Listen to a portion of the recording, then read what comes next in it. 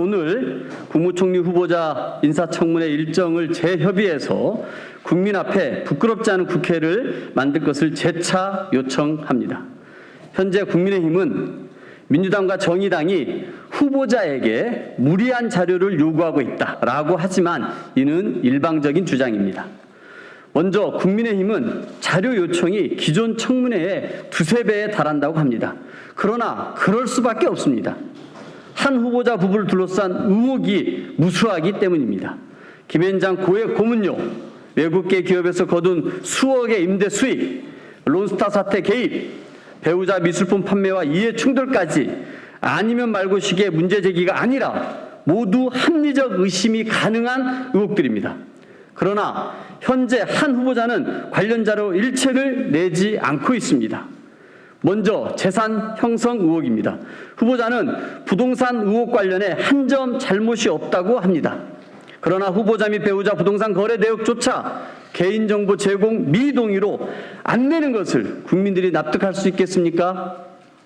한 후보자는 또 논란이 된 외국 기업에서 6억 2천만 원 선납 월세에 대해서도 분명 꼬박꼬박 세금 냈다면서도 각종 세금 납부 내역을 제출하지 않았습니다.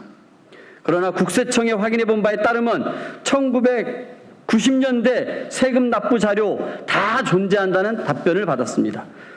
최근까지 근무한 김앤장 근무 내역도 마찬가지입니다. 제출하면 됩니다. 김앤장이 거부한다면 본인 스스로가 어떤 일을 했는지 제출하면 되는 것 아니겠습니까? 이거를 거부하고 있는 것입니다. 한 후보자가 동의만 한다면 제출하지 못할 이유가 없을 것입니다. 국민의힘은 고위공직자를 제대로 검증하자는 요청을 두고 새 정부 발목 잡기라고도 합니다. 국민에 대한 도리를 다하는 것이 아니라고도 합니다. 저는 오히려 묻고 싶습니다. 진정 국민에 대한 도리를 다하는 것이 무엇입니까? 국민 눈높이에 맞는 검증을 실시하는 것이야말로 국민에 대한 국회의 책무를 다하는 일 아니겠습니까?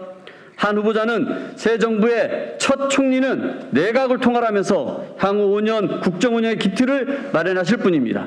그만큼 국민의 삶과 국가 경제에 미칠 영향도 지대합니다. 더욱 철저하고 꼼꼼한 검증이 필요합니다. 주호영 인청특위위원장께서도 한 후보자에게 최대한 자료를 제출할 것과 함께 여야의 조속하고 원만한 합의를 촉구하셨습니다. 그렇게 하면 됩니다. 국민에게 신뢰받는 새 정부 출범은 제대로 된 인사청문회를 위한 자료 제출 그리고 인사청문회 일정 재협의에서 시작합니다.